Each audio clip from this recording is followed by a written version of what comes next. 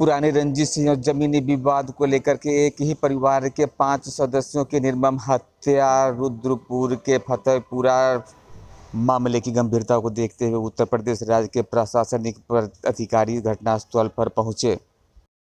नमस्कार, मैं राम लखन साहनी सूरजभूमि में आप सभी दर्शक मित्रों का तहे दिल से हार्दिक स्वागत करता हूं। तो चलिए हम आपको लेके चलते हैं उत्तर प्रदेश के देवरिया जिले से एक सनसनीखेज मामला खुलकर सामने आया है।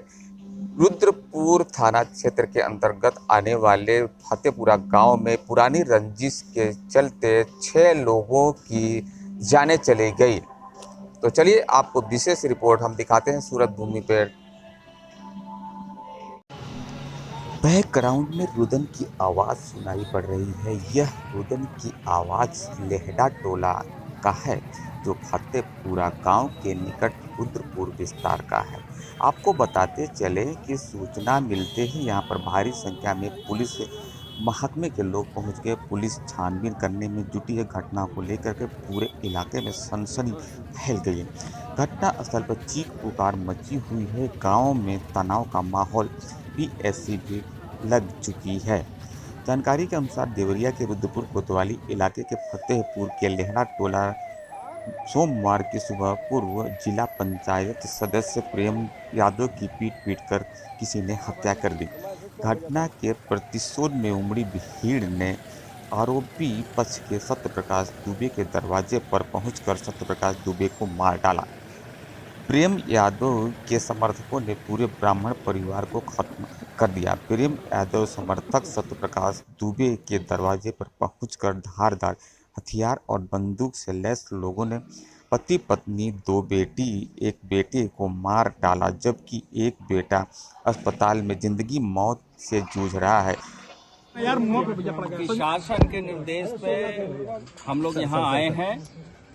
दुर्भाग्यपूर्ण घटना है जिसमें एक पक्ष के 5 लोगों की और दूसरी तरफ से एक व्यक्ति की हत्या हुई है।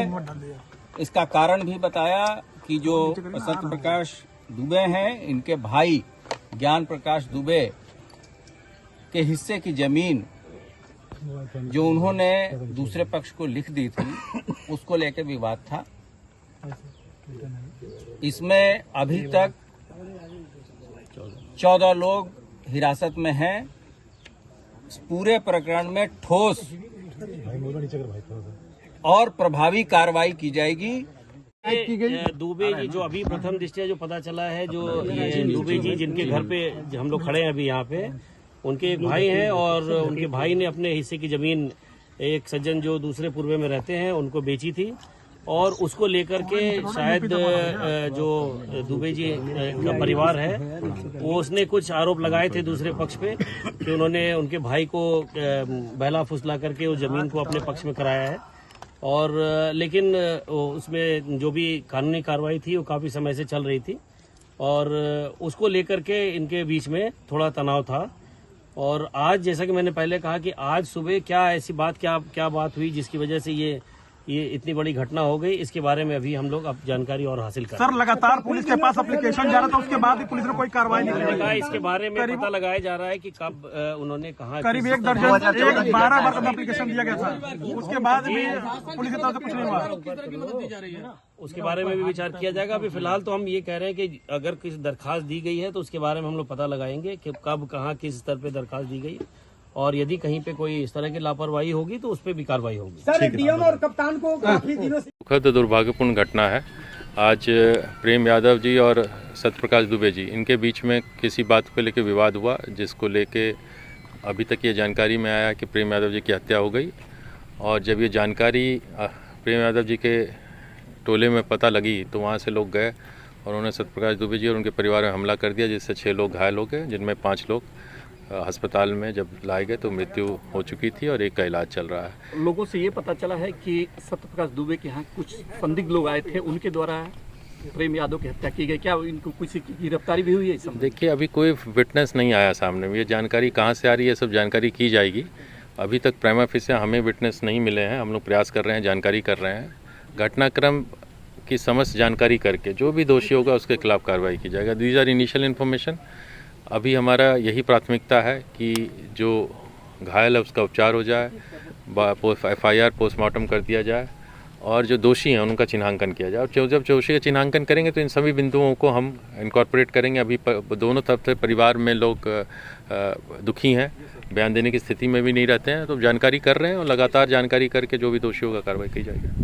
परिवार का ये इल्जाम लगाया है कि पुलिस के सारा मामला संज्ञान में था, लेकिन पुलिस ने इस पर कोई कार्रवाई नहीं की। समझ में क्या?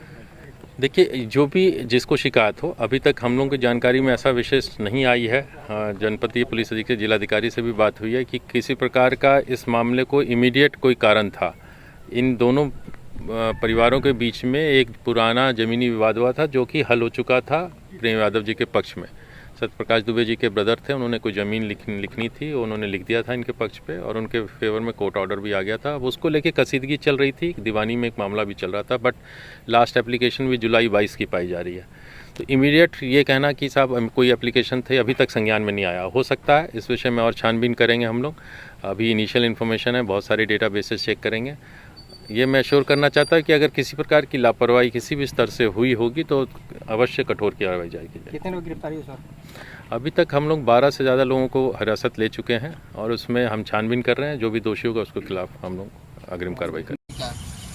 तो आज मेरे भाई का जन्मदिन था और मुझे पता नहीं था कि मतलब जैसे ये लोग ये सब अचानक कांड करेंगे। और उसको आज जन्मदिन था, बोला भैया कि मेरे पास कुछ नहीं है, तो बोले कि ठीक है तुम्हारे चलते मैं कथा में जा रहा हूँ, जो भी मिलेगा तुम्हारा जो भी खुशियाँ तुम अपने लिए कर लेना। आज क्या सूचना मिली आपको? और आज कोई सूचना मिली है, सुबह में बात की है कि भैया ये लोग घर पे मतलब पूरे गुंडों के साथ घेर लिए हैं लोग और मारने के लिए धमकी दे रहे हैं। कौन लोग?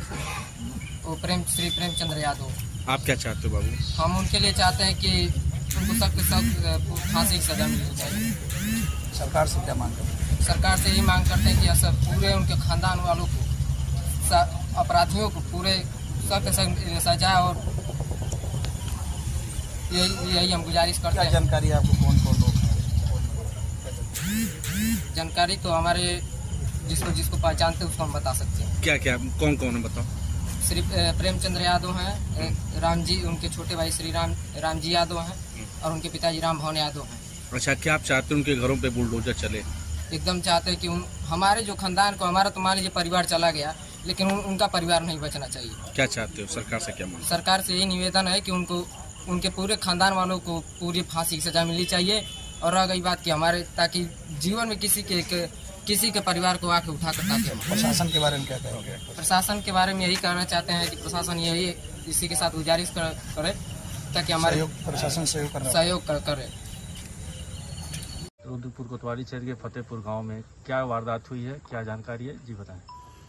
देखिए, सुबह लमसम 8 बजे के आसपास हम लोग को सूचना मिली कि देवरिया के रुद्रपुर तहसील के फतेहपुर गांव के एक लेहड़ा टोले में एक वारदात घटित हुई है, जिसमें बताया ये गया कि एक पक्ष के एक आदमी का तुरंत डेथ हुई थी और बाकी 6 लोग पुलिस को अनकॉन्शियस स्टेज में मिले थे। तो जिनको हम लोग ने देवरिया मेडिकल कॉलेज में रेफ़र किया, तो वहाँ डॉक्टर ने जब उनका एग्जामिनेशन किया तो उसमें शायद 5 लोगों की डेथ बताई जा रही है। और मैटर जो ये बताया जा रहा है शायद एक पुरानी रंजिश को लेके है। कोई एक पुराना ज़मीनी विवाद था जिसमें सत्यप्रकाश दुबे के भाई थे साधु दुबे, उन्होंने अपने हिस्से की पूरी ज़मीन जो है प्रेम यादव जी को बेची थी और प्रेम यादव जी उस ज़मीन पर काबिज थे, जिसका मैटर लमसम आज से 7-8 साल पहले शॉर्ट आउट हो चुका था। और चूँकि इसमें अटैक पर डेथ हुई है, बाद में एक रिटेलिएशन हुआ, उस रिटेलिएशन में बाकी घटना बताई जा रही है। अभी एग्जैक्ट कुछ भी कह पाना थोड़ा सा मुश्किल है, हम लोग उसकी जांच पड़ताल कर रहे हैं और जैसे ही हम लोग को फर्दर इन्फॉर्मेशन मिलेगी हम आप लोगों को सूचित करेंगे। कोई गिरफ्तारी वगैरह भी हुई है? अभी हम लोगों ने एक पक्ष से एक गिरफ्तारी की है और बाकी के लिए हम लोग प्रयासरत हैं। ठीक, धन्यवाद।